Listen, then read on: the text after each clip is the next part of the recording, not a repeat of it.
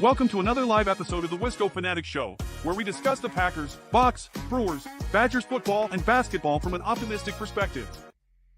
Wisco Fanatics is brought to you by Cardboard Legacy, Wisconsin's most complete sports card shop. Buy, sell, grade, and consign all at their location in Oshkosh. Welcome back to another episode of Wisco Fanatics. We have a full house. Simon decided to join us today, so thank you, Simon. Bryant is back again. Tyler, myself, as always. Today is March 8th, 2024. I always like to say the date just to kind of put that bookmark in there for future reference. When we go back and listen to this, when we're making six figures talking about sports, we're going to really, really enjoy these videos. Today on the menu, he's including the decimals. He's including the decimal. No, I'm not. No decimals, just commas, baby. We're going to be talking some free agents, a wish list, pretty much. Some realistic, some, kind of wish listy. 5 on offense, 5 on defense. We limited ourselves to 2 trades, even though I only made up 1. I couldn't think of another one that was kind of realistic. I didn't want to go too crazy and be like, hey, I'm on Madden on easy mode, So Yeah. I only came up with 1. And then the Bucks play tonight against the Lakers without LeBron James, so the Bucks are going to get a win. So everybody in the Bucks Nation who has the sky falling, it's going to be okay. It's going to be just fine. Chris Middleton will come back, okay? Just want to let everybody know that. But we're focusing on the Packers today. They have a lot of ways to create cap space. I was messing around on the website over the cap all day today. I did not focus on work one bit. I hope that none of my coworkers or bosses are watching this episode right now. I've been talking about it all week. But there's a lot of ways for us to create a lot of cap space. Getting rid of guys like Bakhtiari and Campbell automatically creates around $30 million. You could talk about restructures with Jair and Elton Jenkins and Kenny Clark. And there's a lot of ways for us to create a lot of crazy cap space. Obviously, we have a big giant contract on the horizon here, maybe the biggest in NFL history. But, what's crazy to me is every year it seems like this is the biggest contract in NFL history. This is the biggest contract in NFL history. This is the biggest contract. You get what I'm saying? Yeah. But we're up next on that tier because we know how to draft quarterbacks. Ha, Bears fans. Enjoy drafting another one. So with that being said, Simon, what's going on, man? Nothing. Working. Tell us more. So I haven't been able to. I did a 2-week training exercise. It wasn't that bad, actually. It stayed above freezing for the most part. So went out and actually built almost an igloo. We built like a snow cave for us to sleep in one night because the wind was so bad. We just dug a hole in the side of the snow. Wait, they don't have tents? We did, but the tents blew over. It was 50 mile per hour winds. It was really bad. Yeah. Just thinking about cancel the football. exercise, Basically. We can live in the hole in the ground. That's how we stayed warm. All right, so let's jump into trade targets. Let's get the trades done, and then the rest will be all free agency. So, Bryant, since I know you probably came up with multiple trade ideas, give me your first trade target. I really only came up with 2. This one's the more realistic one I think that could happen. And I know it's crazy because there's a lot of them on the market, but maybe Arizona's ready to move Budda Baker this year. I think that, I just put maybe a 3rd or something like that. It might cost a 2nd, but if we give a 2nd, I want them to throw a 4th back or something like that. Yep, there you go. So Budda Baker for a 3rd. Yeah. So I swear I didn't see your notes. But yeah, I'm thinking Budda Baker would be a good one to go after. I think he's still 20, I believe, 8 or something like that. He's 28, yeah. So he'd be, we can extend him. He'd be around for the next few years. While we're in that window that we believe we're opening up. So it's not like a 1-year fix or anything. So I think Budda Baker would be one of my realistic targets. Steve, the Bears are going to take the North and never give it back. Don't forget that. Weren't they going to do that when Trubisky was their quarterback? We're on to there's 2 quarterbacks ago. Whenever it was 3. Cole's first day, his introduction was we're going to take the North and never give it back. And they've only taken 4th place since then. So close. Yikes. Yeah, 4. I mean, 4 is close to 1 if Yeah. you don't have more He meant than the 14. he meant the north spot on the draft board. Like they're going to be at the top Oh, drafts. good one. That was a good take. Number 1 always in April, huh? Point for Bryant. All right, Brian. My only one is the same as yours. Why don't you just rip your second one right away? Okay, my other one would be like, I don't know that the Colts will do it, but if we can get Jonathan, if something doesn't work out with Aaron Jones, do we look for Jonathan Taylor?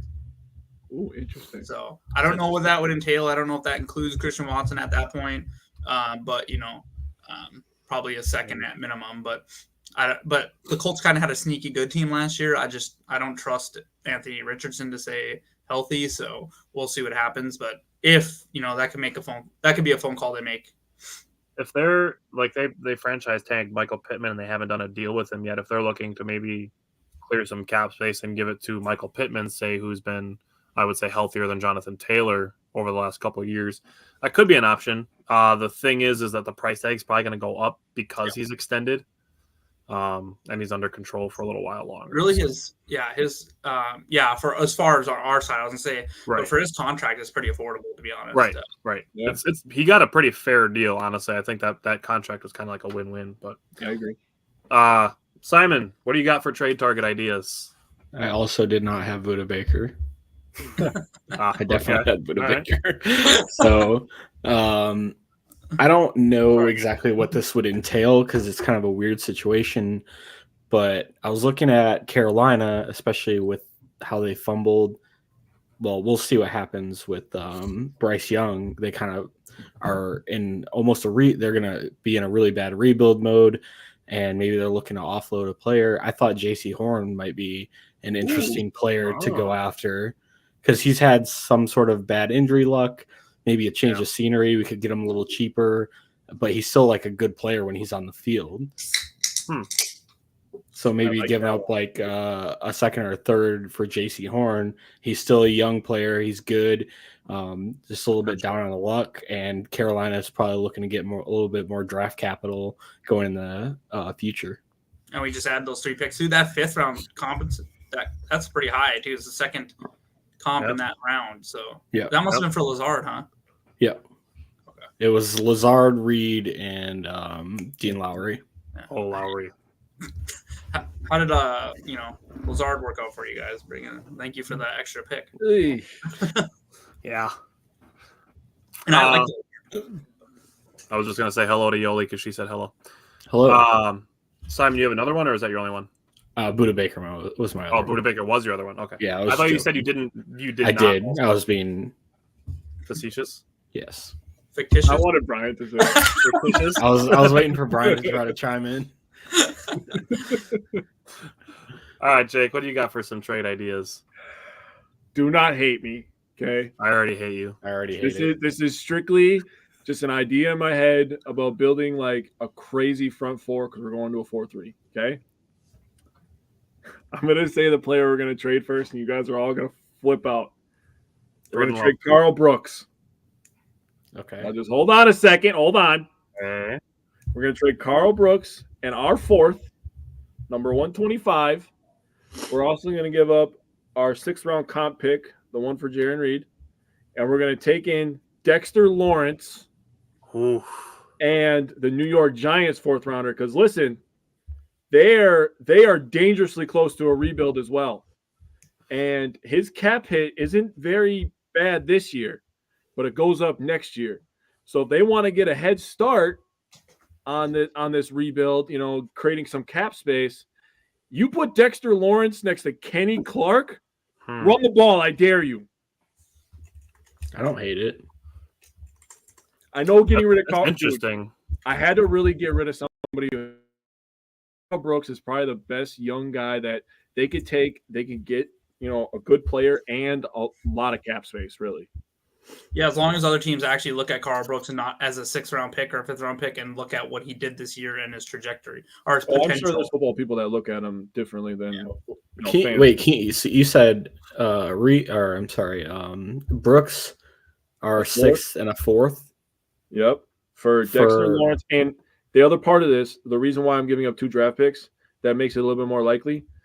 The Giants only have 7 picks, so they're probably going to want a couple of picks. So you give them that extra pick for the swap. They get the extra 6th rounder. They get younger. They get a guy at D tackle that's still going to be good. He's a good project player, and you create a lot of cap space. That was the most realistic one I could think of, honestly. That would also benefit us in a really. When you were talking about creating a nuts front four, like the first name that popped into my mind was Joey Bosa. Joey Bosa would be crazy. I don't know. I just want D tackles. I'm so sick and tired of giving up 7 yards a run, dude. Come on. So, and we'll get into some of that with the free agency stuff. I want to answer Steve's question. Steve asked, would an extension for Budda Baker be necessary? I think his cap hit is fairly big. Oh yeah. But his cap hit is $19 million. His dead cap is only 3. Actually, it's closer to 4. But honestly, it's something that if you did do an extension, you could probably lower that cap hit. And it's also possible that Arizona restructures him and is still willing to trade him, which would make it easier to trade him then if his cap hit is lower. For sure, if you trade for him, you're extending him at least. Yeah, you're probably. That's what he's looking for. You basically have to. That's why he wants out of Arizona, so he's not just going to come play for us for the 1 year. Not likely. Anyway. Yeah. I just wanted to look what his. Well, if you trade for him, the GM's going to want to get a deal done basically ahead of time anyway. He just turned 28, so I'd be willing to give him 3 years, 30 million, 35 million or something if you can get him to sign that. That'd be that'd be a really good deal on our end. Also, safeties are playing in almost their mid-30s. They can still be pretty effective. Yeah. Woodson we're talking about Charles Woodson, but he made a transition to free safety. He's still playing at 36 years old. So is Tremont Williams. Tremont Williams. There are plenty of guys. So Steve, his dead cap for Arizona would be about $4 million. We pick up the rest, which would be about 15. And again, that's something that could be restructured, converted to signing bonus, whatever. Russ Ball is a wizard, so probably should have prefaced that before you free agents. But Jake, do you have another trade idea yet, or is that the only one? No, I couldn't think of anything crazy. I was trying to think of a sign and trade deal for Winfield because he's probably going to get franchised. He already did. Yeah. So I was trying to think of a sign and trade deal for him, but I couldn't come up with anything where both teams kind of won. I don't want to make it like Madden where I'm force trading anything. So I seen one earlier that was kind of interesting. And so I won't take credit for it, but I was just kind of flipping through stuff. But it said, and I know this is what someone I said last year. Obviously, it didn't happen, but it was the safety out of San Francisco, Hufanga. Yeah, because with them wanting to re-sign Ayuk and then them getting Jair Brown from Penn last year, who played pretty good, and Hufanga got injured in October. That'd be someone you could trade for maybe and get cheap or whatever. I thought that might be interesting. I'd be interested in that. So that dude blaze the wood and he can cover. He's a fucking baller. Yeah. I like Hufanga. I'd be okay with that. Spoiler alert, I had Justin Simmons on my trade list, so he didn't make it to my free agent list. So, I am strongly interested in Justin Simmons, even though he did not make it to my free agent list because he was 2 days ago on my trade list. So, Steve asked, in a perfect world, which safety is best suited for Green Bay, regardless of his availability? We'll get there. Regardless of availability. Let's just answer Steve's question based on, let's say guys who aren't going to come up in our conversation. Let's say established guys on, other teams that we can maybe use as a model for what we want our safeties to do. Taylor Rapp, who just got re-signed. Fucking that made me so mad because he was number 2 on my list and then he got re-signed and I'm like, mother. He's a really good safety. and he's cheap. He's way overperforming for the $5 million he's getting paid. Yeah. I liked him last year in the free agency market. So did I. I was hoping he would make his way over. Yep. He went too far east. I would say the easy answer is a guy say Kyle Hamilton. Yeah. Jesse Bates. Absolutely. Yep. Yeah, Jesse Bates is good. Really good. Jake just brought him up. Yeah, Antoine Winfield. Jesse Bates is so good. Yeah, he's good. He was my dream free agent last year. I knew it wasn't going to happen, but last year. Yeah, I think he was. He hit the market this year. It had been more possible. That's fair. Malik Hooker, I think, is a good player. Yeah, we'll get in. Like I said, we're going to get into some guys that are available. So Justin Simmons would be one that I would throw out there. All right, so let's go current Packers free agents. We're going to go offense, then defense. We're going to keep it simple. We're just going to say the name, and we're all going to give a thumbs up, thumbs down to keep or to let them go. And if there's any outliers among the four of us, we'll talk about it. But if we're in agreement, we'll just keep her moving. So Moving. starting on offense, AJ Dillon. Sorry, AJ. I love AJ.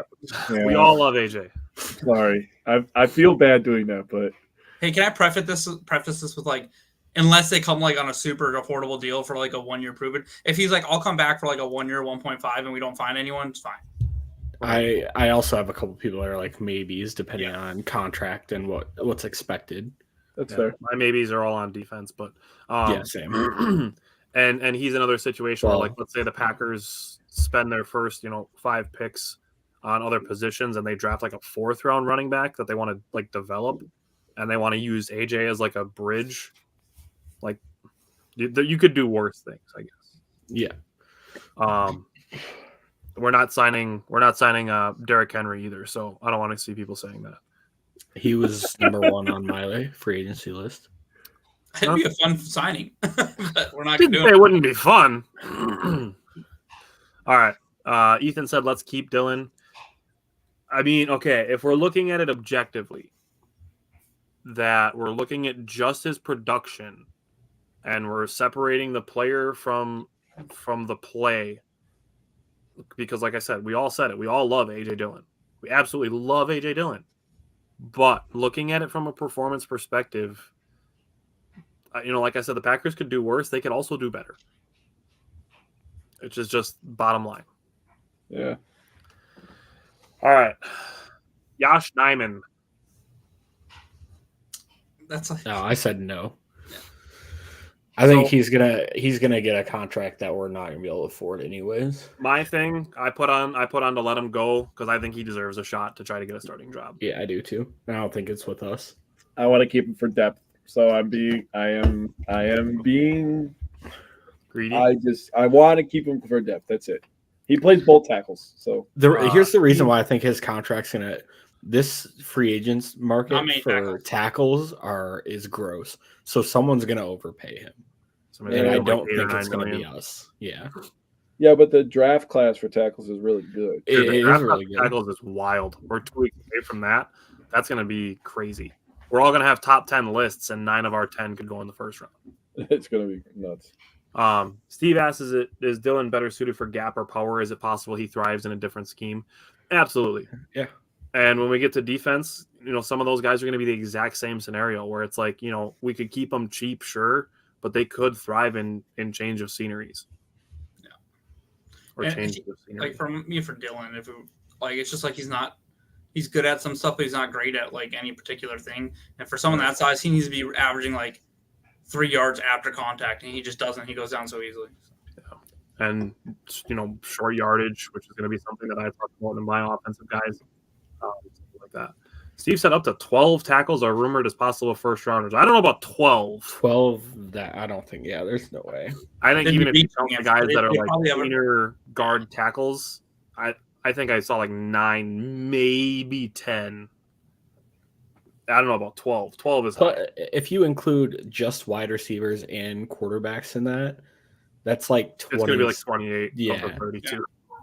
And I can't see that happening. Not with the Steve cornerback. said heard on the combine. Cornerbacks, I don't too. know. Whoever said that is pumping it up a little too much. I think so. Ethan said, agreed, we need offensive line draft and DBs and pass rush. And that's absolutely going to be a talking point for today. And then, so Ethan, I can give you the rundown. The positions of need that we're going to cover with our draft prep starting 2 weeks from now is going to be offensive line, because we're always going to talk about it. Then we're doing defensive line, which is going to be D tackles and edge. And then we're doing DBs. So we're going to do safeties and corners. Yep. And then we're doing linebackers and running backs. And then we're going to have a mock draft episode, which Mike Spofford is going to join us for. So that's going to be a lot of fun. Don't forget wide receiver, first round, baby. Oh, yeah. And Trading up into both the top second-round 5 picks. to get Marvin Harrison Jr. when he falls to number 4. Ethan said, how about the Badgers center, Tanner Bortolini? He will absolutely be in our conversations when we get to 100%. O-line a couple weeks from now. But he looked great at the combine, so Maybe. good for him. He had a disgusting combine. Super good. Yeah. All right, next guy, Josiah DeGuara. Yeah, two. Ben Sims I'm passed him done. up. Tucker Kraft passed him up after like 5 weeks. Ben Sims passed him up after like 9 weeks. Yeah. Yeah. Not great. This one's a little tougher. Tyler Davis. Yeah, it depends if he comes super cheap, but it's got to be vet minimum. So I have him as like a maybe, strictly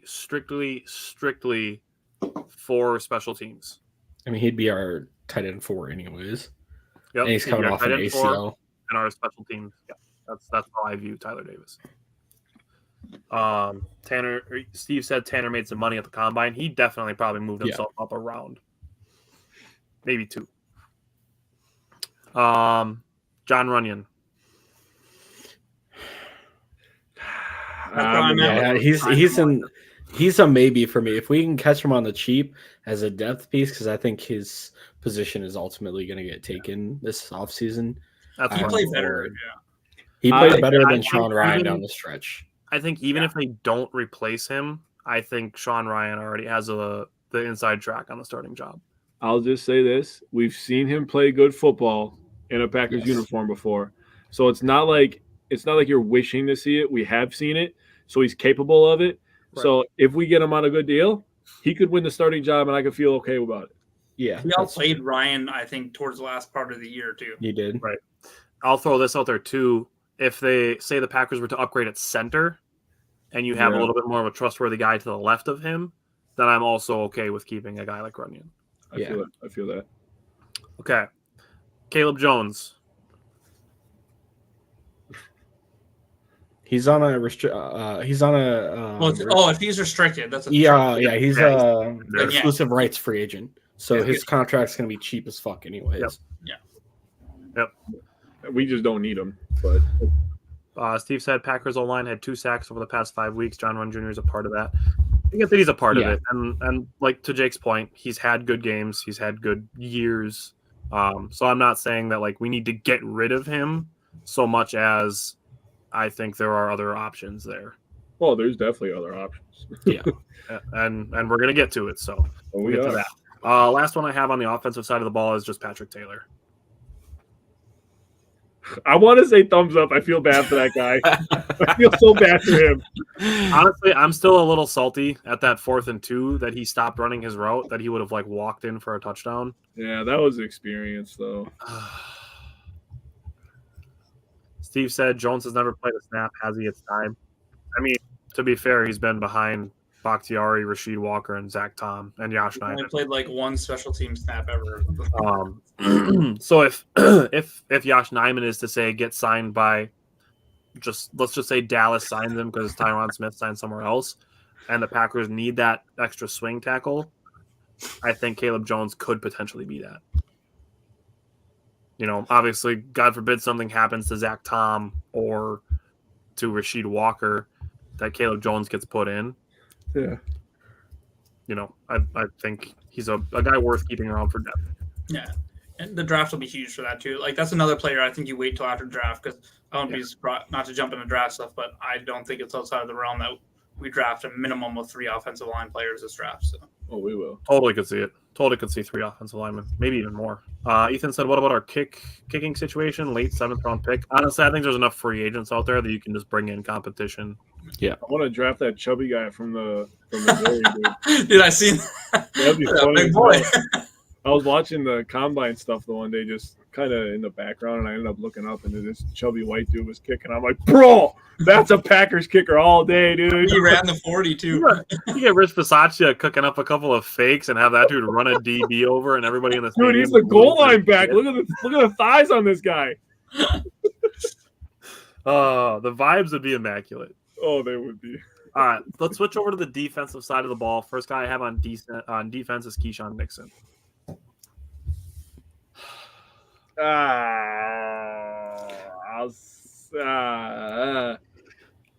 Only if the expectations are like a CB like 5 or 6 and we mostly use him for a returner. Like he's fine in like a pinch. Now, if they make that rule, and fine, because he's so explosive. But honestly, with the current rule right now, he hurts us as a returner. And honestly, if you want to look at just the return aspect of it, we have other guys that can do it. Especially, let's say the Packers pick Cooper DeJean with their first round pick. He's another guy with return experience. Yeah, but I don't want to put a guy back there for the sake of having a corner as insurance for other guys. I mean, it's a lot of dependencies on contract, and I guess like he put out a bunch of tweets today that made it sound like he's not coming back anyways. Yeah. Arnold Savage. Not with what's on the market. I can't. I agree. Yeah. Yeah. God damn it! This is my toxic ex. Okay, if we were to bring in, I don't want to say no. I love him. Back up. For me, it's dependent on if we bring in a guy that can play and we get him on a cheaper deal, then I'm if okay we with don't need him to be the guy that tackles and plays center field. If we can get a guy that's a center fielder and allow him to fly around towards the line of scrimmage, he'd be tremendous. I honestly, there are free agents available that can do both. Yeah, but and I don't. My thing with Savage, it boils down to once I saw that he missed 17% of his tackles, I was done. Well, just think about it. Just in that last game, he drops a pick 6 and he misses the tackle on Christian McCaffrey. It's just too inconsistent. I know, but like, what about the Cowboys game when he basically put that game on ice? Okay, but good safeties make both of the plays. I didn't say that he was an all-pro. He is a good safety. I don't even want him on the field anymore.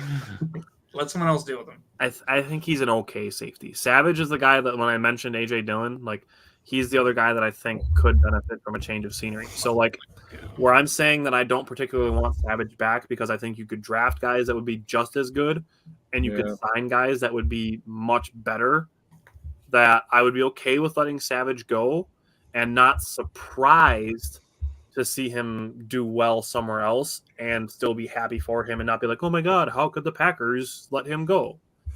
He's like a safety 3 or 4, fine. But we need to rehaul that whole room. Yeah. You question said in European football, I'm assuming soccer, there is such a concept called the Ultras crowd. If you've heard of it, they sing the whole game, throw smoke flares, firecrackers in the United States. Does something exist? No, I don't think so. I don't think there's any way you're getting away with something like that.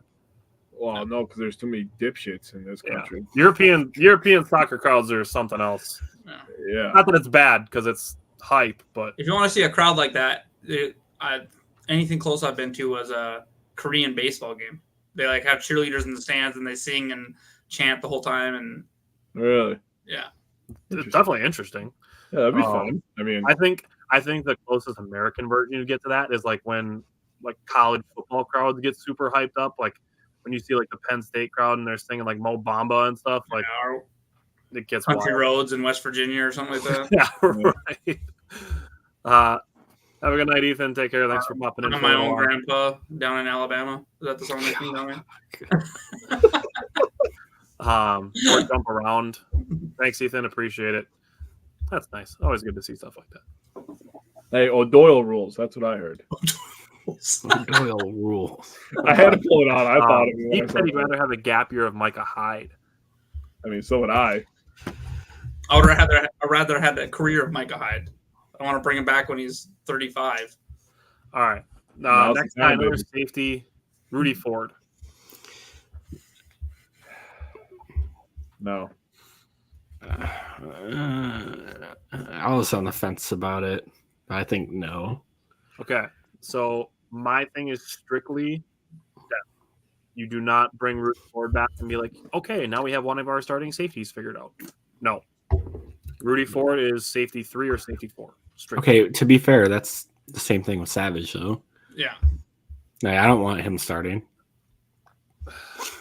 And I think with the safety market the way it is now, I don't think there's any other team that's going to pay him to be a starter either.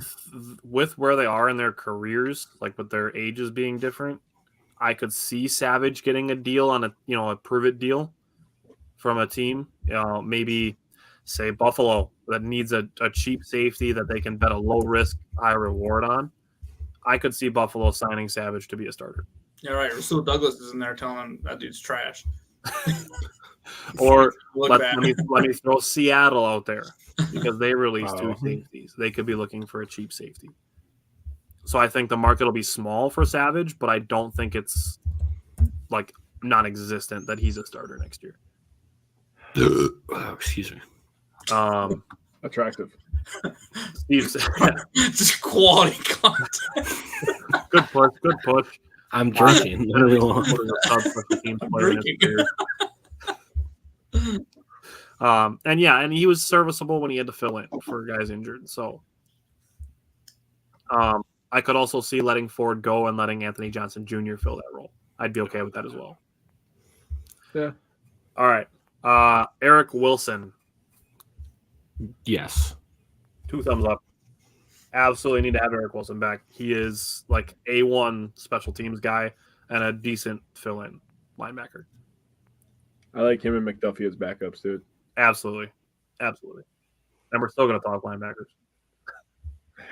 But that's in potential Campbell not being around. Okay. Next one, Jonathan Owens.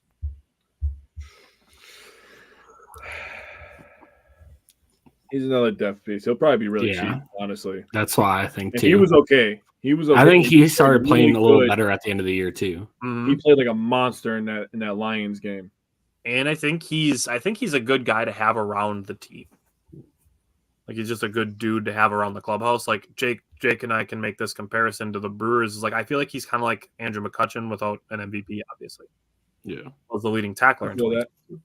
But like that kind of, locker room guy. Yeah, I feel that. Yeah, Um, I found so- it. I honestly hate our entire safety room. So Yeah. not that I hate them as people. They're just like they didn't get it done. So I have Rudy Ford and Jonathan Owens like bracketed together, both as maybes, and it would strictly be one or the other. Yeah. Agreed. I agree with that as well. And I'll just throw this out there on the next 2 guys. I have the exact same thing written for these 2, strictly as special teams depth. Zane Anderson and Robert Rochelle. Down both of them. I would take one of them back for special teams. Didn't Zane Anderson make like back-to-back mistakes in a game last year? Yeah. That was like that, and then no. he had like one special teams tackle where he tackled a dude at like the 12-yard line on a kickoff. No, He had like a flag on one play, and then later in the game, No. he had like a holding or some shit. That was a different white guy. That was the other white guy.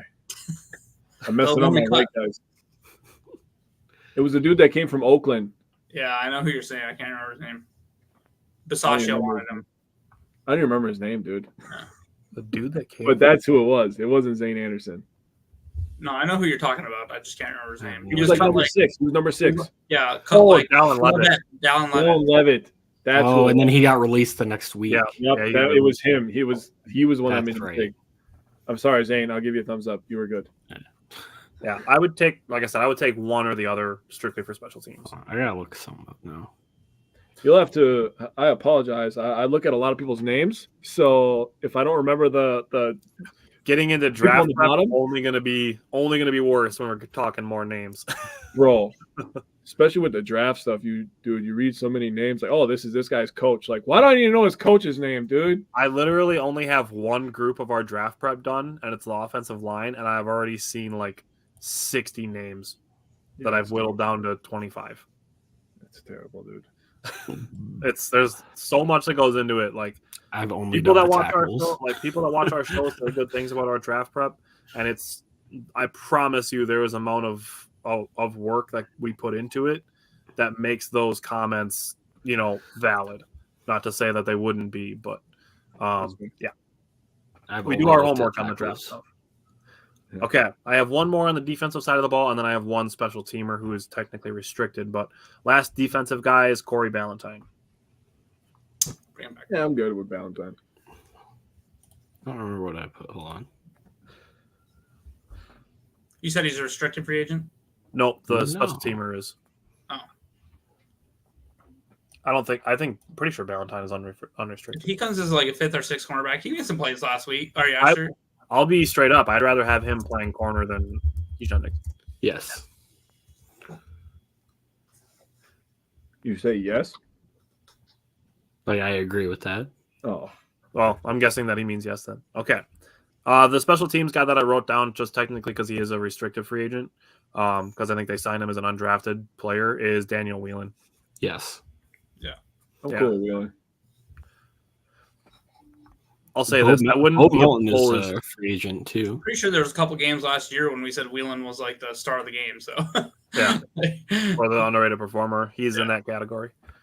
Bo Melton's an exclusive rights free agent too. Yes. Well, I think we He's all would definitely say, coming back. yeah. I actually don't hate that comparison. Steve said Ballantyne felt like Gunter, decent if not paired on a top wide receiver. And I think that's totally fair, totally fine. I look forward to some Melton versus Melton matchups in spring training. Oh, that'd be so awesome. Oh yeah, yeah. Training camp, the Melton brothers going together. That'd be sweet. That'd be so fun. All right. Anything else you guys want to say on any Packers current free agents before we get into everybody else's free agents? No. All right, you guys want to start with offense or defense? I feel like we should start with offense because defense is going to be more fun. Sure. Offense. Yeah, I agree. Anybody want to volunteer to go first? I'll go first. Did you guys put them in order, or do we just go? I have mine in order, I have I'm my right. own too. so we're Do you- gonna count down. So Jake, give me your number Five. 5. I only want to go first because you said we're not signing him. But if you really think about it, hang on. I have a real reason.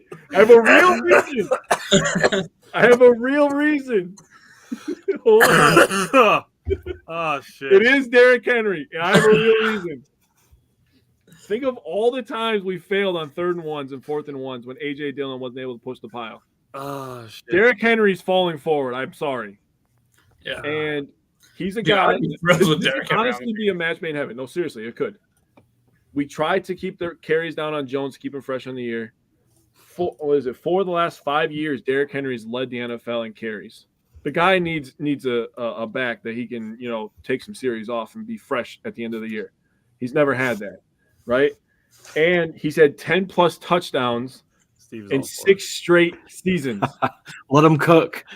I have a real reason. Like, I think that this would be an awesome pair. Now, Maybe he's talking about King Henry and not Jake. Oh. hey, Maybe. I'm with. This is my crowd too. Jones and Henry would be an awesome duo, and we just opened up a Super Bowl window. And if you need a guy that can punch it in from a yard out, I don't know if you're naming 5 that are better than Derrick Henry. I'm sorry. Let's throw this out there too. We've talked about the idea of pairing Aaron Jones with Jonathan Taylor.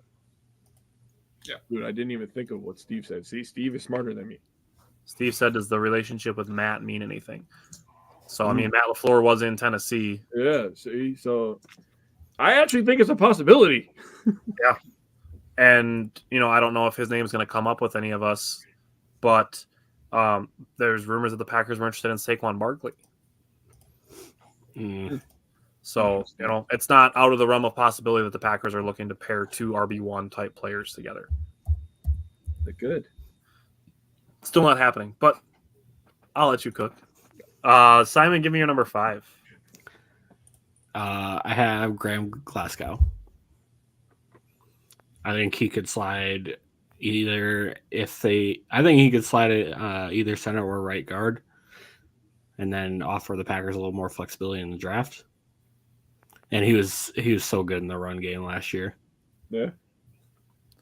I like it. Bryant, who's your number 5? I put DeAndre Swift. Okay. I think he'd be fun to pair with Aaron Jones. Still a little bit younger. Had a really good year with the Eagles last year. Over 1,000 yards, 4.6 yards per carry, and I still think he'll come relatively cheap with who's on the market. Kevin said re-sign Ballantyne, Melton, Owens, and maybe Nyman and test the waters in the open market. I just don't want to overspend. I could see that. That's fair. I think we were all in the consensus that Nyman's probably going to get starter money. I think so. Melton, Ballantyne, and Owens, totally on board with that. Steve asked, is Henry's age potentially baked into a lower number, especially with a loaded running back class? Well, you got to think about two things. One, he's 30 years old now, so he's getting lower money for that. Two, I just said he doesn't have a lot of tread left on these tires. People know who he is, and they know what they're getting out of him. He's just not an RB1 anymore. He's a guy that's going to get you the tough yards with occasional splash big plays, right?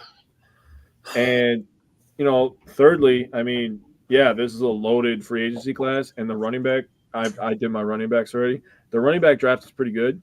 I don't think that there's any superstars, not like last year with, Bijan Robinson coming out. And I don't think that there's any superstars, but there are really good players. And running back is a position that you're constantly putting new guys in. You can get guys off the practice squad that can come in for a game and give you 50 yards, pass block, and maybe catch a few balls. Derrick Henry is limited to being a power runner. Let me throw a hypothetical out there with Derrick Henry. And now, this is purely speculation on my part, but I just want to throw out a potential hypothetical. Let's say that Derrick Henry isn't looking to get paid one big time, 2-year, $30 million deal or something like that. Yeah. What if Derrick Henry is now looking at hitting 30 and he's going to try to get like 2 or 3 1 or 2 year deals and try to extend his career? Could be. I'll throw that out there as a hypothetical. Okay. So my number 5 is a former Wisconsin Badger. I have Tyler Biadasz to play center. He had some bad games here and there, but not nearly as inconsistent as Josh Myers. Yeah. So everybody's got their good games, their bad games. Looking at pressure rates. So he allowed 27 pressures and 728 passes. That's a 3.7 pressure rate. Josh Myers allowed 3.9, so he's better there. A low penalties guy. He only allowed 1 sack to Myers 5. So I looked at Tyler Biadasz for my number 5. Jake, who's your number 4 on offense? I have a former Badger on my number 4. Oh, is it the same as mine? Hey, Kevin Zeitler. I think he could be a good signing. He's going to be 34. He's the second highest rated guard in pass blocking. So he's a very good pass blocker. His run blocking has gone down the last couple of years. Look at the team he's on. He's on the Ravens. They like to run the ball. So he doesn't necessarily fit what they want to do anymore. And I think that he could be just a guy that could, like Steve in the comments was talking about gap years with Hyde. I think he could be a guy that, a couple gap years with Zeitler at right guard, put him right between Tom and whoever we draft at center. I think he could help out a lot. And I think it would be a perfect fit, honestly. I'll throw this out there, too, that there's a precedent there for the Packers doing something like this with a guy like Jeff Saturday. Yeah. Simon, is it fair to say that your number 4 might be the same guy? No, sorry. I was thinking I have another Badger on my list, but it's on the defense. Oh. All right, Simon. So my number 4 is a former Packer, Greg Van Roten. I think he played pretty well at right guard last year. He gave up 5 sacks and 21 pressures and over 1,000 snaps. He played pretty decent in run game. Not bad. He's a little older, but if you want to do a 1-year deal, yeah, plug and play. Do that and draft a guy to play right guard next year. Yeah, totally see that. Bryant, who's your number 4? This one's kind of more of a fun pick, and I think it would have to come with because we traded someone as well. But I put a big game Gabe Davis up there as a deep threat. Ooh, I like it. I like it. So after we trade Christian Watson to the Colts for Jonathan Taylor, then we can sign exactly. Then you go grab Gabe Davis, and we're cooking the gas. I get it. All right. My number 4, I'm sticking another offensive lineman. I have Andre James, another center. So he had 3 straight really, really solid years for Vegas before having kind of a down year last year. His pressure rate allowed last year was only 3.3, so even lower than Tyler Biadasz. Only had 3 penalties last year and allowed 4, so less than Josh Myers. Jake, number 3. I'm going to fuck his name up, and I tried to practice it today. God damn it. All right. He's a guard from the Patriots. Mike Onwenu. Yep. Did I say it good? Yeah, it's something like Good that. enough. On Wednesday. Sure. I was practicing for like 2 hours today downstairs. I feel good. 2 hours on Wenu. All right. For a 5-letter name. Dude, you have no idea the social anxiety I get for like messing names up, dude. It kills me. But anyways, he's just a good player. He can play multiple positions. He just sounds like a Packer to me, and I just think he'd be a great fit. Right guard, left guard, center, doesn't matter. He's played it all. Interior offensive line. Got it. Simon, who's your number Simon? Sorry. Antonio Gibson. I think he would be a fun third down back. He had 48 receptions last year, very limited playing time. He had over 3.5 yards per contact, or yards per contact per attempt. Yards after contact per attempt, excuse me. It's a lot of words. Sorry, words. I think he'd be super fucking cheap for the Packers to bring in, especially to get rid of like a guy like Taylor. They don't feel like what's his name? I forgot the guy, undrafted guy last year that made the team. Wilson, thank you. Yeah, I don't know if you've watched it or not, because I know we get upset with his pessimism sometimes, but Andy Herman had a real good breakdown of why he thought Antonio Gibson would be a good ad. The only thing was his fumbles, but I think I was gonna mention that. Like, that's the only downside to him is he has really poor ball security. But I think that'd be a good ad too. Brian, who's your number 3? Yeah, my number 3 is, and this is, I don't know that we can pair them together, but you kind of mentioned it. Saquon Barkley, like, because with his age, if you say we lose Jones, then you bring him in and you have him for the next 3-4 years and you pair him with a young back in the draft. But if you bring Saquon in and him and Jones play together, it's likely one of them's going to get injured, and now you'll have the other one to go to. But it'll be really fun for 5 games of the year when they're both on the field at the same time. But could you imagine both of them are receiving threats, huge receiving threats? Barkley, since he's entered the league, has averaged just shy of 100 yards a game. I mean, like, if you give each of them 12 touches a game, like, help them stay healthy, that'd be pretty fun to watch. Honestly, as a fantasy manager, a formation. I don't care about your fantasy team, dude. I'm trying to win the Super Bowl. Just thinking of a formation with Love is in shotgun, and he's got Saquon Barkley to his left and Aaron Jones to his right. Like, that's nasty. That's Jaden Reed and Christian Watson. Oh.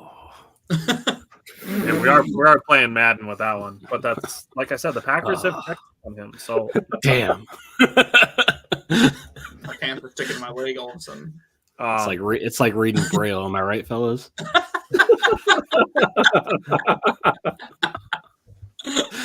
right, so my number 3 is the guy who's already been mentioned, and it's Kevin Zeitler. He's very reliable center, low penalties, good in the run and the pass. Another really low pressure rate guy. His is only 3.2%. So just continuing to get lower with the guys that I put on here. Steve said Saquon with a QB and wide receivers. Man, with the attention not on him every single play, yeah, could go off. That'd be fun. And an offensive line. Did we forget that part? Yeah, that's fair. All right, Jake, give me your number 2. Number 2 is fun to say. He's also a good player. Lots of snaps at right guard and center. His name is Lloyd Cushenberry III. He's a center from Denver. He gave up 14 pressures on 647 pass blocking reps.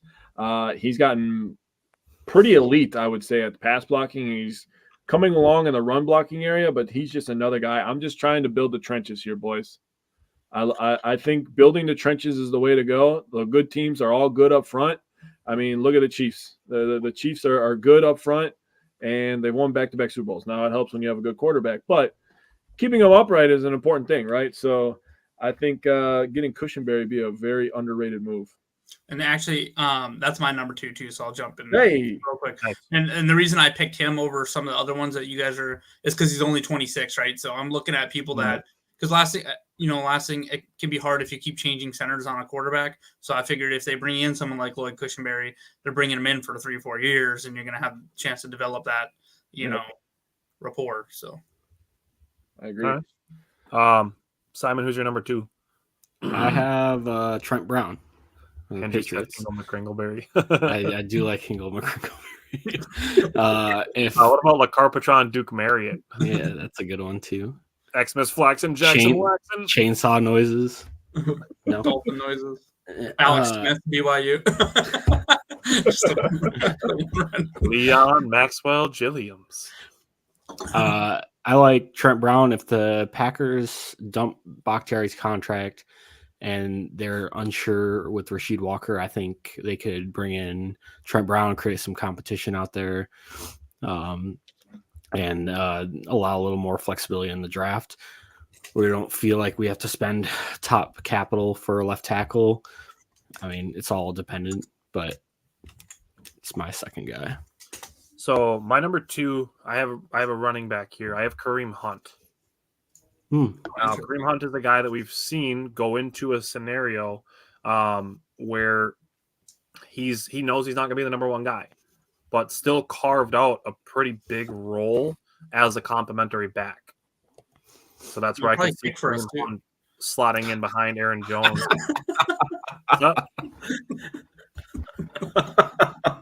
He said he can probably kick for us too. Yeah. Ooh. I'll tell you guys what popped into my head after you said that one. But looking at short yardage situations, which is what AJ Dillon was drafted to thrive in with his size, inside the 5, Kareem Hunt had 11 carries last year. He scored 7 touchdowns.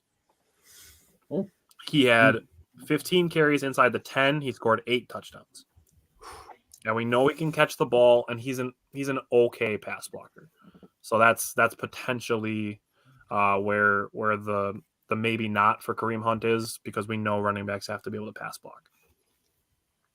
So Jake, who's your number 1? It was already brought up. His name is Saquon Barkley. Saquon Barkley and Aaron Jones together would be, you want to talk about a Mamma Mia, dude. Holy shit, bro. Like, so we were talking last week, Bryant and Tyler probably remember this. Simon was busy building igloos. But I was talking about, I want a guy that could come in and we don't miss a beat with our offense, right? Or we don't have to throw away half the playbook. We don't have to do that with Saquon. And honestly, we get to add to the playbook having 2 guys that could do all that stuff. And, Tyler, you brought it up with Saquon and Jones next to I almost said Aaron Rodgers, next to Jordan Love. Next to Jordan Love, dude. Holy cow, dude. Either one can you could run the ball with either guy. You could just have them both go out. You could throw a screen to either guy. You could set up screens to both guys, make it look like screens, and then just have Musgrave just steaming down the middle, dude. Like, oh my God.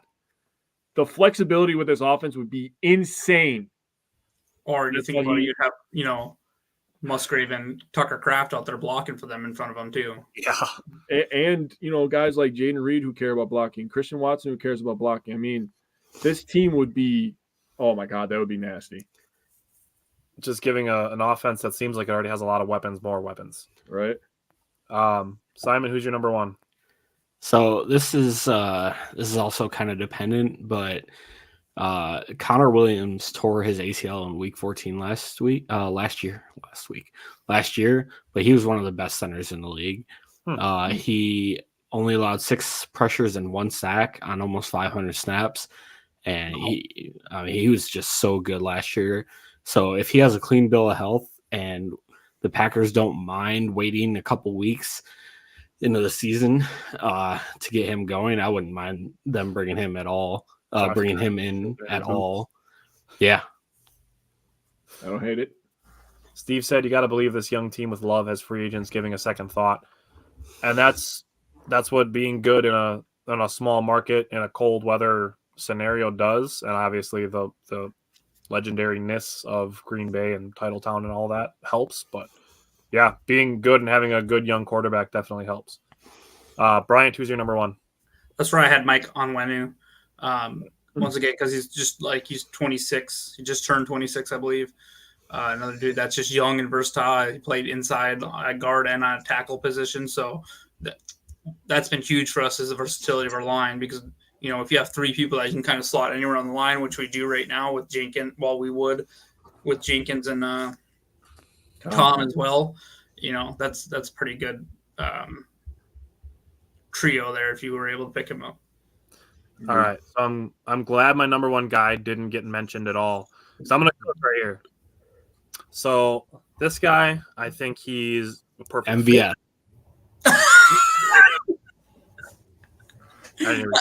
I said MVS. Yep. Number 1, MVS. Perfect guy to back up Aaron Jones.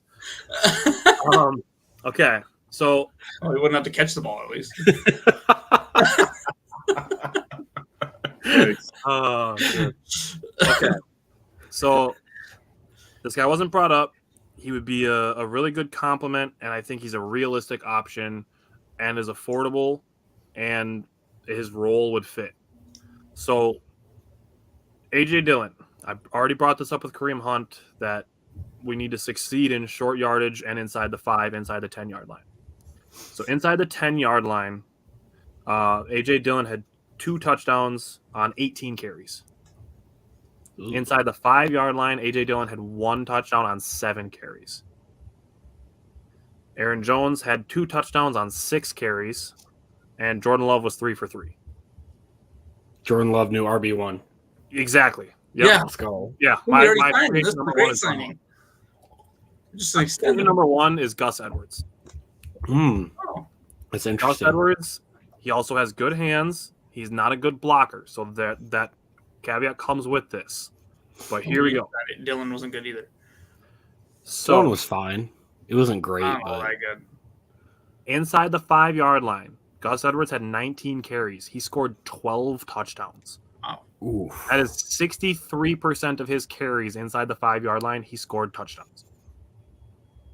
He had 30 carries inside the 10-yard line. He scored 13 touchdowns. Or we bring back Jamal Williams too. That's what it would remind me of, though, is like the early years with Aaron Jones and Jamal Williams. I think Gus Edwards would be a really good signing. Sneaky good signing. Gus Edwards would be like my ideal RB2, a guy that you know you're bringing in to back up Aaron Jones and is familiar with, being in a committee backfield, and you're bringing him in for the skill set that he is good for and not asking him to do things that are outside of the role that he's played. You're bringing him in strictly to do what he's good at. And it strictly fits a need that the Packers have for what I think is a realistic signing and one that wouldn't break the bank at the running back position. So that's like my only problem with like bringing guys like Henry or like Saquon or something. I don't know that Green Bay is going to want to have that much invested in the running back, which is why I think Swift is a good. I didn't even really think about DeAndre Swift or Gibson. I think both could come pretty cheap, and I think Green Bay is also going to spend draft capital in there. Don't get me wrong, I would love to see Barkley and Jones in the same backfield. I just think it's probably not going to happen. So yeah, I think as far as making sense and fitting needs and fitting the role of the player, I think Gus Edwards is my big guy. All right, let's move to defense. There are so many options here for the defensive side of the ball, and we can go in the reverse order. Did you guys have anyone on the offense that just missed your list that you were also considering? There's a lot of offensive linemen like that were a little bit older that I'll be totally fine with even if they use them for a 1 or 2 year gap. And there's other running backs like Tony Pollard. I would be interested in depending. I thought about Pollard too. So Austin Eckler for a 1 or 2 year, but you're getting a lot of old people in that room at that point. Jacobs, out of Oakland out of Vegas would be interesting too. My number 1 got sniped yesterday. It was Kevin Dotson. I really wanted Kevin Dotson. He just got signed by the Rams yesterday. He would have been you want to talk about making the O-line a power, dude. He's one of the best run blocking right guards in the league last year. There's a reason that Kyron Williams had so many touchdowns. I put Tyron Smith on my list of guys to look up to. Okay, so jump into defense. We'll go the opposite order this time. So I'll go first. My number 5. Now, this is strictly number 5 because it is a high risk, potentially high reward. My number 5 is Tre'Davious White. Now, I know the first thing that every single person is going to say is, well, he's only played 10 games in the last 2 years. I know that. That's why he's low on my list. But over his career, he's only allowed 56% completion percentage. He has 18 touchdowns. His missed tackle percentage is high, but it's not as high as Darnell Savage's. So I'll say that. So I understand that the injury risk is high. I get that. I know that that's the knock on him. Everybody knows that that's the knock on him. But you sign him to a low guarantee with incentives for games played, for statistics accrued, and things like that. And you get potentially a cornerback duo of two guys that can be all pros. So again, if this is a situation where when we get into our upper lists here and you sign some of these other guys that we're going to talk about, that you can bring in a guy like Tre'Davious White on a deal, maybe it's only 1 year, maybe he's only looking for 1 year to prove that he can be healthy. But if you can bring in a guy like that on a low guaranteed deal with incentives for playing games and for accruing statistics, I think there is an option there where the Packers get good value and Tre'Davious White gets to show that he can be healthy and then get paid in 2025. Bryant, who is your number 5? Yeah, so there's a lot of DBs and stuff I could have put on here, but just for the sake of like difference, I put a couple different positions that I think are needs and then one luxury one. This one would be kind of a luxury. I think he's probably priced out for us, but it'd be fun to watch them play together. And I put Patrick Queen. I thought it'd be kind of interesting to pair. Both of them kind of do similar things, so I feel like it'd be fun to kind of pair them together. It'd be interesting. Make sure because I think Quay's good enough to play a coverage as well, and I thought that'd be kind of an interesting pairing of Patrick Queen and Quay Walker. 2 days ago, I would have said there's no shot that Baltimore lets him go, but given the massive contract that they just gave to Justin Madubuike, I think it's a little more possible than it was just a day or two ago. Steve asked the question, what's the cornerback pecking order if we add a true cornerback? Regardless of players added, it's going to be Jair if they sign somebody, and then Stokes and Carrington Valentine right now are on even ground. That's going to be a training camp battle to watch is who takes over who in that situation. Simon, who's your number 5 on defense? I feel bad for Stokes too. Yeah, absolutely. Like his situation sucks. But at this point, anything we can get out of him is a big plus. Mm-hmm. Number 5, I also have a linebacker. Robert Spillane played on the Raiders. I think he's a little bit smaller, maybe around Trent McDuffie. Holy, I'm on one today. McDuffie size. But he played pretty well as a full-time starter for the Raiders last year. He had 52 stops, and he could be a really solid depth piece for us if they don't feel like getting one from the draft. He's okay in coverage. With that, Jake, who's your number 5? This is my most outlandish one, and that's the only reason that he's number 5. But again, I was trying to build the front, and this guy's going to get paid, by the way, and he's young and he's good. Christian Wilkins from Miami. Yeah. He's played 81 out of 83 games. He's had at least 10 tackles for loss in each of the last 3 seasons, and he's hilarious when he's mic'd up. Dude, he would be. I've seen his mic up stuff. He honestly, if I was actually ranking like impact players, he'd be much higher on my list. But as unlikely as it is, because he's about to get a lot of goddamn money. He's about to get reset the market money. Yeah, he's about to get over 100 million. But he would be. If you had to say crazy. On a yearly average, over or under 27.5? Under. I think it's going to be quite Madubuike just signed for 26. He's probably getting over. And there's talks that Christian Wilkins could get 30. I think Christian Wilkins could get 28. I think so too. Especially with the cap going up like 30 million this year.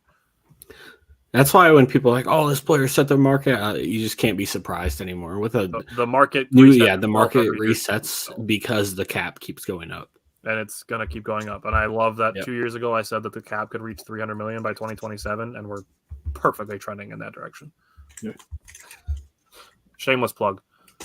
All right, my number 4. Jake brought up Dexter Lawrence before. And I have another Giants defensive lineman as my number 4. I have A'Shawn Robinson. I think he's actually a really underrated guy next to Dexter Lawrence. So he will be 29 in about 2 weeks. And he's a good tackler. And you put him in the mix with Kenny Clark and TJ Slayton to help stop the run. He had 36 run stops last year as a defensive lineman. So another guy that can just eat blocks, and you can rotate him in, like I said, with Kenny Clark and TJ Slayton at that defensive line. A'Shawn Robinson, my number 4. Brian, who's your number 4? there's another linebacker I picked up. I put Frankie Luvu from Carolina. I think he'd be fun to be kind of a wrecker along the line, and then that's where you let Quay do a little bit more roaming. I think he would be. I think he had something like 6 sacks this last year, so he can rush the passer as well. So I think that'd be kind of a fun pairing too. Simon, who's your number 4? I have a couple of edge guys coming. Dorrance Armstrong from the Cowboys with Enigmare's ACL injury and him being out for a lot of the year. I think the Packers will look for some edge depth in some sort of capacity. I think he could come in. He had 34 pressures and 9 sacks with 23 stops on a very limited snap count. I think he had 450 or so snaps. So I think he could provide some depth. Sweet. Jake, who's your number 4? Sidebar, I don't think Enigmare is going to be out that long. People are coming back from ACLs a lot quicker than they used to. Also, he's still very, very young, and he's athletic, so he could come back, early of the year. I think he'd start on the pub, but yeah, I think he can come back after 4 or 5 weeks. I don't think he's going to be out that long.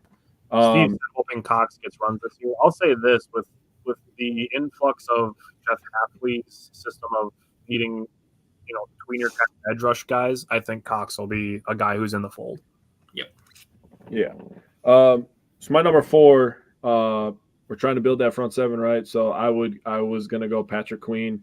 Again, he's lower on this list because he's probably about to get paid a lot of money too, probably 5 years, $90-ish million. He had a really good year next to Roquan Smith, but if you could put him next to Quay Walker, I think that could be a marriage that could work out really, really well for the Packers. A guy that they should have drafted over Kevin King, but here we are. There's a lot of guys who should have drafted over Kevin King. Yeah. What do you mean, like Hall of Fame for TJ Watt? All right. After this guy, it gets real for me. Just so you know, the top 3, it gets real. Yeah. Allow me to kick off the safeties here. My number 3 is Jordan Fuller. 55.6 completion percentage against him, a 73.8 passer rating when targeted. How do you really feel? That's exactly what I have written down. Do you also have written down that he's a good tackler, has 3 interceptions and 5 passes defensed in 2024? The fact that he's 6'3", 203, and just turned 26 years old? Yeah, pretty much all of that. Yeah, that's my number 3. I have 2 guys that I would still rather have. The safety market for free agency is wild. There's so much opportunity. If the Packers can walk away with 2 of the guys that I've written down in any capacity, I would love that. And then I think they'll still draft another one. Yeah. And I'm going to put a sidebar on here too. I have a lot of safeties coming up on my list, and Justin Simmons didn't make my list because he wasn't a free agent when I took all my notes. So Justin Simmons is absolutely in play here as well. So, Bryant, who's your number 3? So mine is a more a safety I think will may become a little more affordable, and that's Julian Blackmon out of Indianapolis. He played like 350 slot snaps as well. He's just a guy that I think can do a lot. And, he's not as well known, but he had a pretty solid year. So I think that would be a really strong signing would be Julian Blackmon out of Indy. Steve said, I will not be shocked if we were still questioning how we can go into a year with that safety group. Like I said, the opportunity, especially with free agency, is Goody's not stupid. We know that. Yep. We've seen it in his last couple drafts that he has absolutely nailed them. He's not stupid to not know that there are an embarrassment of riches in free agency for safety options. Honestly, we probably went into this year because we had enough to get through, and there's other needs of position that were more pressing. Well, and now this so. one's going to the front of the line. Yeah, the cap was a little more Rogers' difficult to navigate cap last was year. a little egregious. That and everyone else. We had $50-some million in cap last year. It's nothing compared to what Denver's about to go through with Russell Wilson. Man. Yeah. Or what New Orleans has been in the last couple of years. Steve said it's that way because the league does not value the position. That's fair. I mean, you have to be insanely good, or you're getting value. You have to be like Jesse Bates. Jesse Bates is the exact example that I thought of. Or Kyle Hamilton if he keeps playing the way he's gonna get paid. Yeah, he'll be the That dude's highest so safety good. 2 years for sure. I don't know There's how the he middle fell of that the far running in the back draft. I guess is what I'm feeling.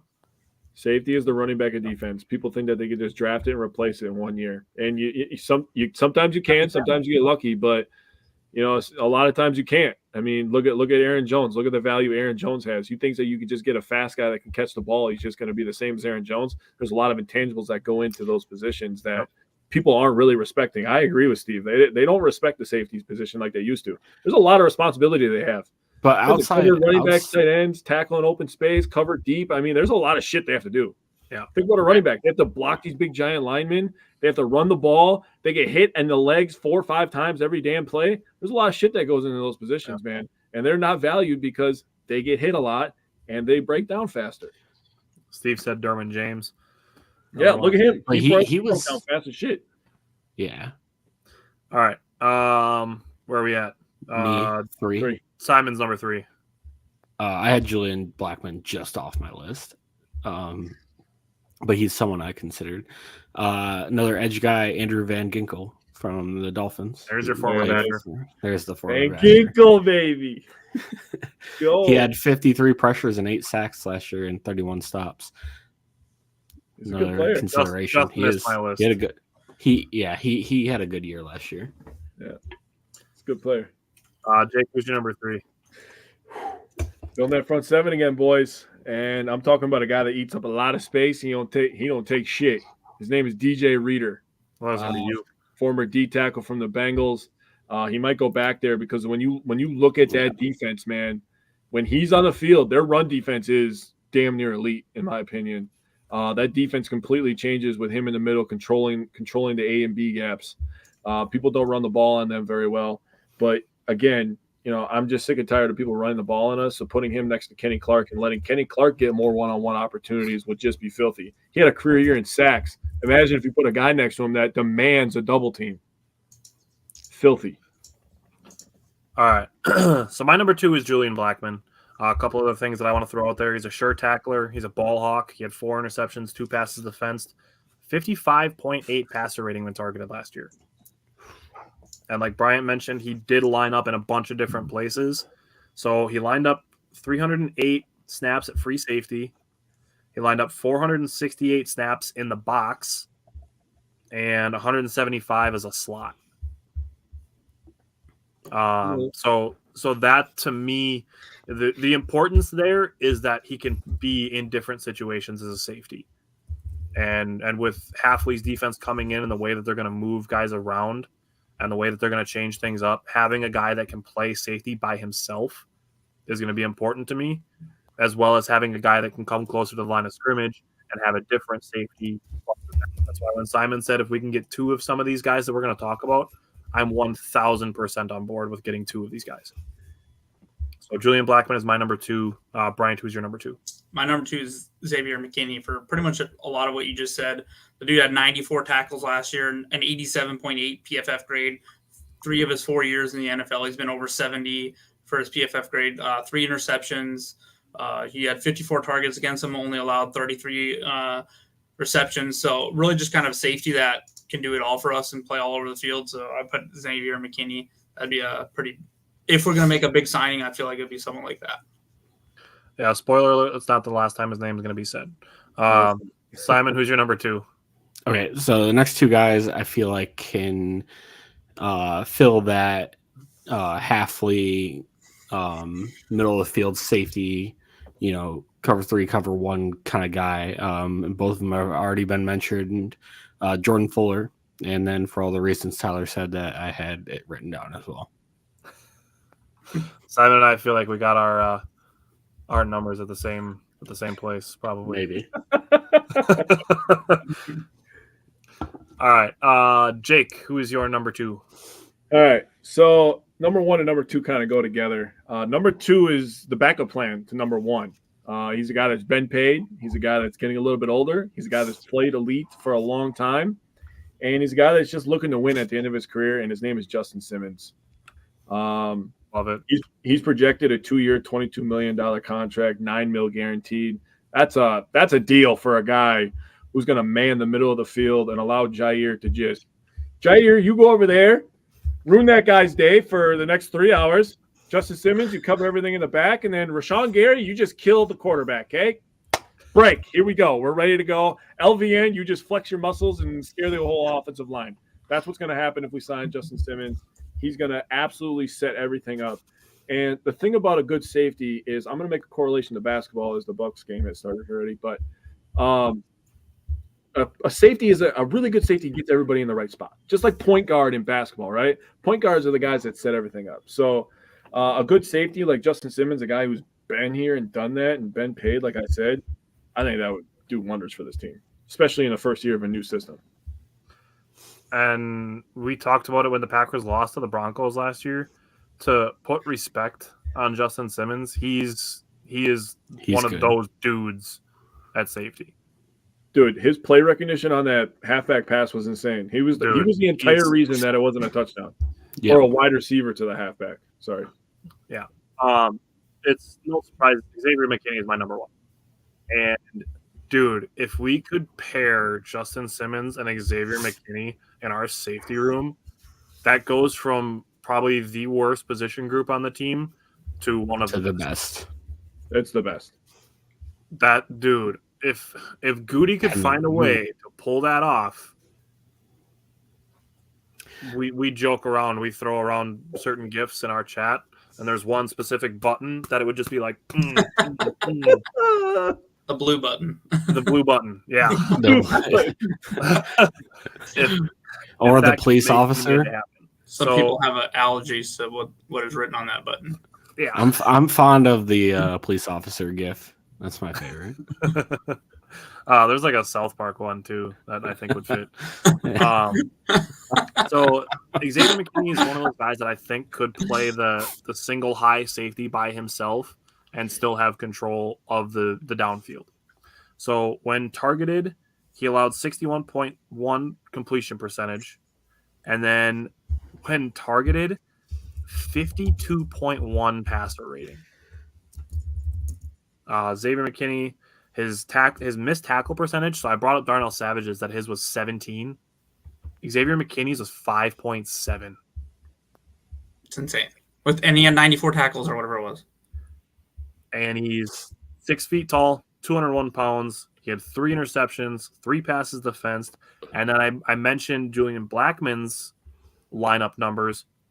Xavier McKinney played 388 snaps in the box, 464 snaps as a free safety, and 167 in the slot. So another guy, if you could pair Xavier McKinney and Julian Blackmon, your safety room is set for the next 4 years. So Simon, when you said to pair possibly 2 of these guys, I seriously could not agree more. And there are plenty of options to try to do so. So, Bryant, who's your number one? It's the pipe dream, and that would be Christian Wilkins. Like, could you imagine him on the line with Kenny Clark? It's not going to happen. There's just not enough money to give out. But, man, that'd be fun. So, it's like the offense version or the defense version of Jake saying Saquon is his number one to pair with Aaron Jones. It would be disgusting, dude. Super fun to think about. Simon, who's your number one? Xavier McKinney. Can you bring up Steve last comment? Yep, right here. This one. So Derek Ansley is now the pass game coordinator for the Packers, who was the defensive backs coordinator, DB coach. Yep, DB coach in Alabama. I'm just saying. And go commented about that, didn't he too? He did. He did. Was it Kay Adams that asked him about it? Yeah, and he was like, "Oh, that's a little more interesting." All of a sudden, it was that's intriguing. I think he said he was intrigued. A couple other things too is, I think that's a pipe dream getting Justin Simmons and Xavier McKinney because they both fill their roles disgustingly well. I like a lot of. I don't know if you guys have looked at safeties much in the draft, but there's not a lot of like guys like Xavier McKinney in this draft who can fill that. Xavier McKinney's in the NFL. Yeah, that's true. It's very rare to be that good at like single high free safety, and he fills Hafley's system so well. But there are a lot of guys that I feel like could fill, maybe not to Justin Simmons' level, but they could fill his position in the draft. So while those two would be amazing, I don't expect it, but I would also be thrilled. But Xavier McKinney is my number one. Also, he's going to be only 25 years old when the season starts, so he's still young. This is a guy that you could get a multi-year contract out of. Chris Collinsworth over here. Okay. Here's a guy. Relax. This is a guy. This is a guy. Couldn't help it. So last year he only allowed a passer rating of 52.1, and he only missed 7 tackles on the year, playing over I think close to 1,000 snaps. That's not a type of production you see get to a free agent market. Savage almost probably did that ever. in 3 games. He probably has. Right now and see how many games it would if I picked the exact games that I wanted to. Oh, let's see. Missed tackles. I could do it in 3 games. He missed 2 against Atlanta, 2 against Denver, and 3 against the Giants, and 2 against Minnesota. Ugh. So you take the Giants game and 2 of the other 3, and yes, you can find 3 games total that Savage missed 3 tackles. And that's The entire he defense missed was bad in a couple of those games. That's just the dream free agent right there. I don't know about that one, Steve. Steve said the New York Giants linebackers suck. Not one of them. Okereke is good. Okereke? I talked about it last year. I told you guys he was a fucking. Isn't he a free agent too? I don't. Didn't they just sign him? Oh, They maybe. just signed him to a big contract last year. But yeah, he's a beast, dude. He does everything. Yeah, 4 years, $40 million, Nice. Good That's deal. and 21.8. It is fully guaranteed. Steve said I felt like Hafley was talking about McKinney when describing players he wants. I can absolutely see that. I absolutely can see that being the case. And if Hafley can be like walk into Goody's office and be like, "Hey, give me this dude and let's cook here." And I'll say this, we kind of mentioned him already a little bit, but Buffalo didn't let him get to the market after releasing 2 of their other safeties.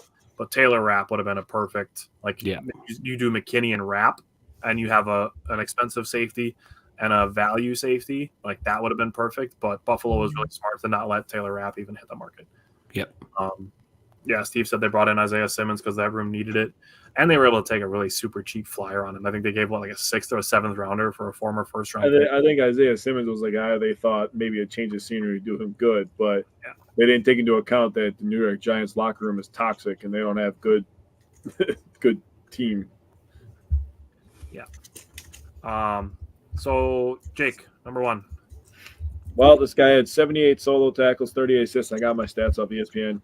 Half sack, 1 forced fumble, 2 fumble recoveries, 3 interceptions. He had a 69.8 passer rating. Nice. 4 years, $61 million, $24 million guaranteed. It's around the Jesse Bates numbers. Jesse Bates was the gem last year at safety. This year, his name is Xavier McKinney. He's the guy. If you're gonna take what's worst and make it a strength, and you're gonna try to completely flip that group around, go get the best guy available. Goot was making comments talking about, we have an opportunity in free agency to really, build this team. They got a couple tough decisions to make. Obviously, I don't wish this decision-making process on anybody, but that's what he gets paid a lot of money to do. You got to push the right buttons, flip the right switches, and I'll tell you what, you flip the Xavier McKinney signing switch. That's a good one. Do that one. Do that one on Wednesday. Yeah, do that one. Let's just get that one out of the way. Dude, that's when the tampering period starts. The clock strikes midnight. Let's just flip that one right away. Yeah, because teams definitely aren't tampering right now, for sure. Yeah. Well, the They can legal legally tampering tamper period on starts Monday, on Monday. Start tampering on Monday. By all means. Legal tampering. I know. Steve said, I've seen his market value between 10 and 14. Where do you think he settles in? 7 for Green Bay. 6.9 even, just to make it fun. Let's go. I was rounding up. Never round up when it comes to 6.9. Yeah. We keep that one alone. Put the decimal on it. I won't even round it up. All right. Thanks everybody for tuning in, sticking with us for a while to talk about some free agent options. definitely some good ones out there, and I think definitely a lot that the Packers will probably look at. And Should be a maybe fun we'll get some week next week. confirmation that they're trying to tamper with some of these guys legally, and we Legally. can just give ourselves a pat on the back for the fact that they were even interested in some of these guys. Other than that, next Friday, no Packers show, but Jake and I are going to have our Brewers primer next Friday. So if you are a Brewers fan, next Friday is going to be packed with Brewers guests that we've been interviewing this week and getting some recordings done. There are seriously, I think we're going to have like 6 guests related to the Brewers season next year. And then the following week, March 22nd, that starts our draft preparations with offensive line. And then we have a show every Friday discussing different position groups leading up to our mock draft episode, which, like I said earlier, Mike Spofford is going to join us for. And then after that, we are going to be live for day 1 and day 2 of the draft. So that's where we're at for Fridays coming up. And we're going to get rolling here with our draft prep. So definitely check us out, starting with those Fridays on March 22nd. And then again, thanks for hanging out with us tonight. And we will see you guys Wednesday. Jake and I will.